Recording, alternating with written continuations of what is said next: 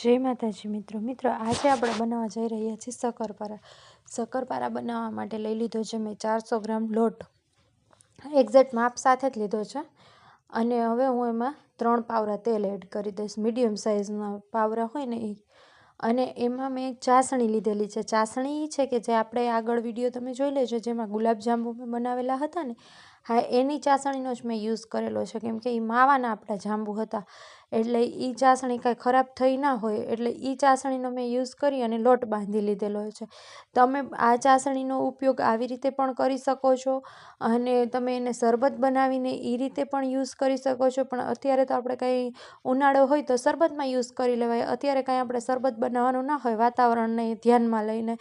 એટલે પછી આપણે આમાં લોટ બાંધી લઈએ છીએ શક્કરપારાનો અને એમાં યુઝ કરી લઈએ છીએ તમે આનો બધી જગ્યાએ ગળપણમાં યુઝ કરી શકો છો જ્યારે તમે ચાસણી કોઈ બી હોય આવી ગુલાબજાંબુની ને એવી અને પાછા માવાના જાંબુ હતા એટલે એમાં કાંઈ આપણે પ્રોબ્લેમ આવે નહીં તો આ રીતે આપણે એને સરસ મજાનો લોટ બાંધી લેવાનો છે લોટ એકદમ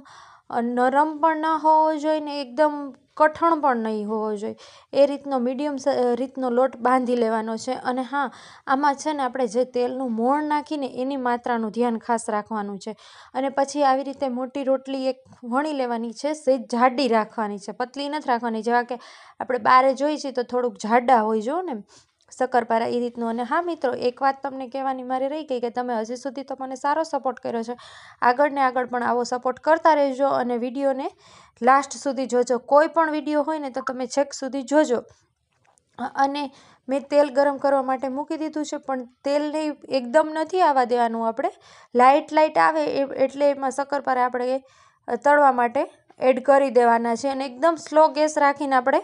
તળવાના છે તો પણ એકદમ બ્રાઉન કલરના થઈ જશે કેમ કે આમાં આપણે બીજી વસ્તુનો કોઈ યુઝ નથી કરતા એકલો મેંદાનો જ લોટ હોય છે એટલા માટે